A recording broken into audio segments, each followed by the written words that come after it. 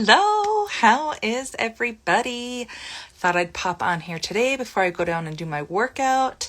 But I just wanted to talk about, I've been so super stressed over the last couple of weeks, and I've been taking it out in the pantry and I've been doing a lot of stress eating and emotional eating. So I am actually planning a free emotional eating challenge, so I'll talk a bit about that at the end.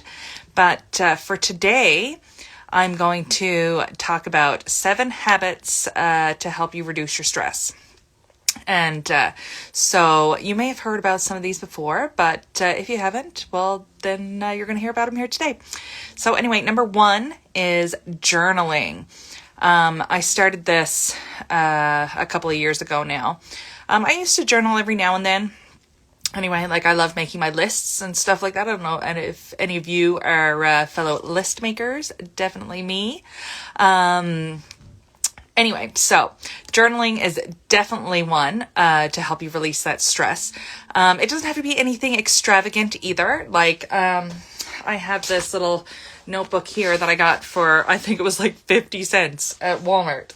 And I also, in my work planner, my business planner, we have a section in the back too for notes, and it's what we call our book of proof. So where you write down your wins of the week. So I kind of do that with my journaling practice.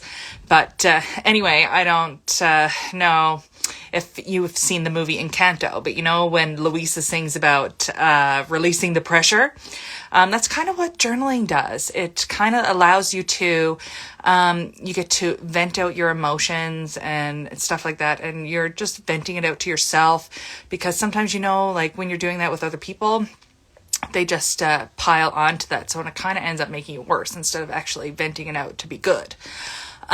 You're releasing that pressure, that surface pressure, as Louisa would say. It helps us also stop stuffing down the emotions too. And then we forget to deal about it. Or, if you're like me at all, I'm, a stage 5 avoider. I avoid things all the time. So, I'll just push it down and avoid it.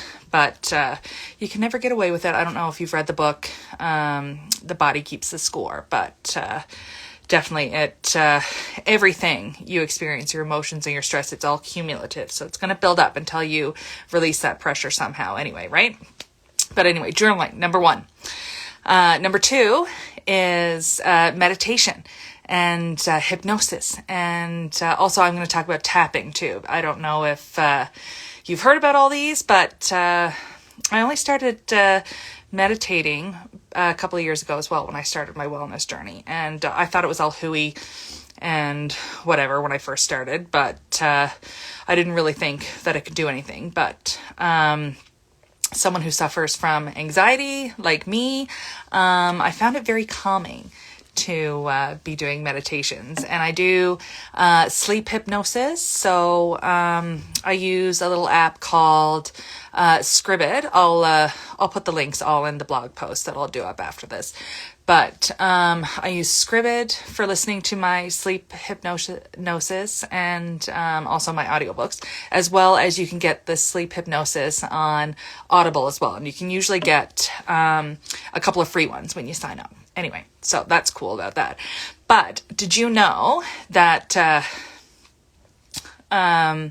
when you meditate, it's kind of like you're releasing that pressure too, right? You're actually trying to, you clear away the information overload in your brain that builds up each day, right? So, if you're watching the news, what are other people saying in your social media feed? Is it all negative? Is there all the negative Nancys in there and stuff like that? So you're clearing away, when you meditate, all this built up stuff in your brain. So that's why I love that.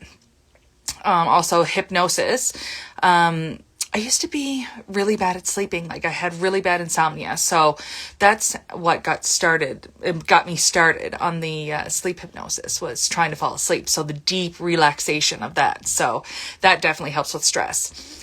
And For tapping, I came into this in the last year or so, but I do really love it because it's kind of like, I explain it as kind of like acupuncture, but you're using your fingers. So you would tap on your meridian points around your body and release the stress. So it's kind of along the same premise as the acupuncture, but I really do love it. And the tapping solution by Jessica Ortner and her brother. I can't remember his first name right now, but anyway, I'll link all this in the blog post. But I got introduced to tapping through them, through their books, and I really love it. And they have a ton of resources on their website as well. So definitely check that out. Number 3 for helping reduce stress, and I know everybody's heard this, it's exercise and movement, right? Everybody says it. People say it all the time. And it's everywhere. Exercise is going to reduce your stress, but it relieves tension. It improves your mood. It boosts your endorphins. It increases focus and attention. It's often called the meditation of movement. So, anyway, why not do all these things? As always, check with your doctor first before starting any like workout programs or stuff. But I do have some sample full-length workouts that if you want to try at home, just let me know. They're actually in the free resource library in my link in bio, so you can check that out for sure. So exercise and movement, which brings me on to number 4. Eat for your goals. Eat for fueling your body. Because choose gut-friendly food too. Because did you know that your gut has been called the second brain of your body?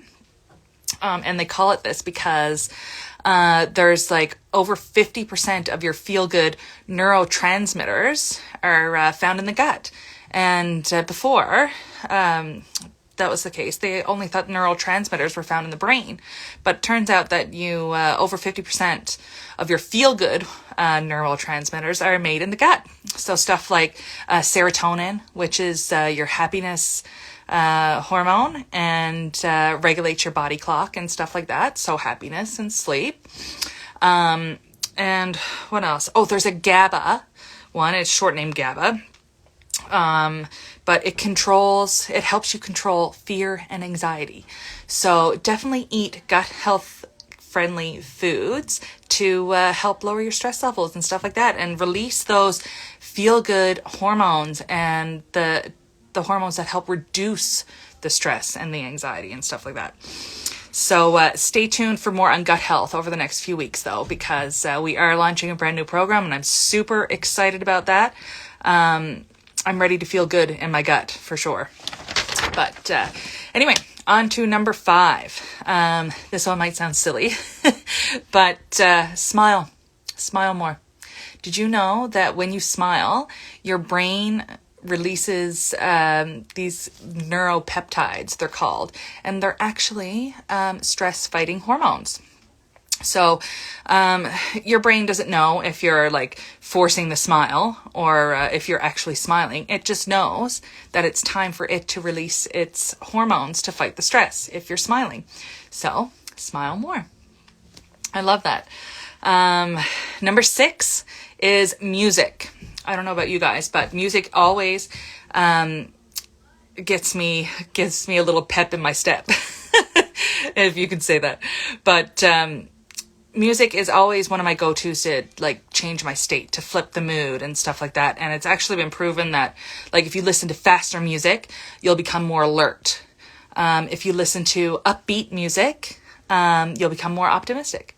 If you listen to slower music, it's better for quieting your mind and for soothing you. So that's why they play all that like relaxing music and stuff on those like sleep hypnosis and guided meditations and stuff like that. And, back to the meditation. I do even have a sample meditation for you too, if you want that. Just let me know. But I do have a happiness playlist that I listen to all the time on Spotify. So if you want that, just shoot me a DM and I can send that over. And on to number 7, and the final one, way to help you reduce stress, is affirmations and incantations. So Affirmations a lot of the time are used like, well, for me, I use them to help me train my inner critic to be my inner mentor instead. So you use it to like pick out the negative things that you're saying and then flip the switch. So if you're saying, oh, I'm no good at that, I'm not worthy of that, or I don't deserve that, you flip the switch and you identify the negative thoughts and then you flip them to positive ones. So that's what I use affirmations for and stuff like that. And like the incantations, you know, in if you watch Grey's Anatomy, where they stand in the superhero pose before they do the surgery. In one of I think it was Amelia. But anyway, so incantations like that are proven to actually help lower stress levels as well. So anyway, I hope that helped you guys. I do have some affirmations in my free resource library as well. So if you head over to the link in bio and go there, everything I mentioned in here is in that free resource library, except for that playlist. I'll get that added in though, the Spotify playlist. I am going to do up a little blog post out of this with all the links, because there's so many fun facts and stuff that I found out while I was researching this, and I want to link them all below. So just as a quick reminder, the 7 habits to start to help you reduce stress are the journaling, the meditation, exercise, choosing gut-friendly foods, smiling more, music, and affirmations. And so if you, like I said, check out the link in bio for sure. Yeah, shoot me a DM if you want to chat anything else about this. Thanks for joining, guys.